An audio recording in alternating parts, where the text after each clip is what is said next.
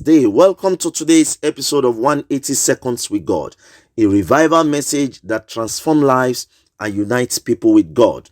Our word chart for today is titled Persistent and Consistent Prayers, and our Bible reference is taken from the book of Luke 18, verse number 1.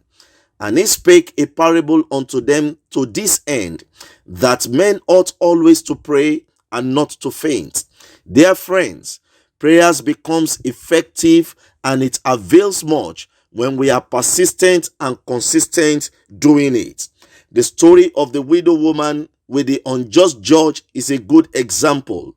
The widow kept praying to the unjust judge to avenge her of her adversaries until the unjust judge told himself that he will have to just attend to this widow woman so that she doesn't get him weary. Despite the weakness in the position of this widow, persistent and consistent prayers was able to save the day for her. What are the lessons learned? Number one, our persistent and consistent prayers wearies the devil. The devil can't stand it. The devil bows out when pressures are much. So please, don't stop prayers.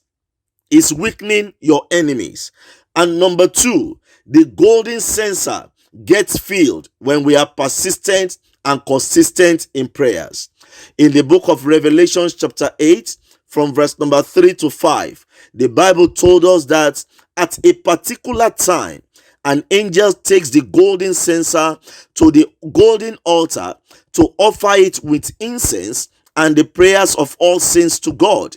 And the moment the smokes ascends to God in form of a sweet smell, God is pleased, and it moves God to start the miraculous in our life, and there will be voices of rejoicing, voices of salvation, celebrations, deliverances all over.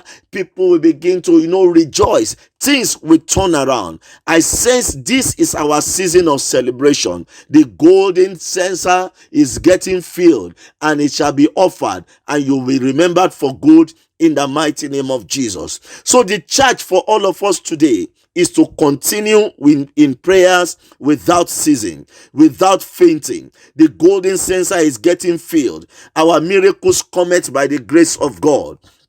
In conclusion, persistent and consistent prayers helps to keep our faith alive. When God comes to perform the miraculous, the first thing he looks out for is for the people that are in faith. I pray that God will grant us grace to uphold our faith. None of us will lose faith in God in the mighty name of Jesus. God will crown this year with his goodness for you and your family. Please, pray without ceasing. That is what is giving us the advantage over the devil. And by the mercy of God, you are next in line to testify in the name of Jesus. This is your pastor, Pastor Biodun Idowu. You are blessed.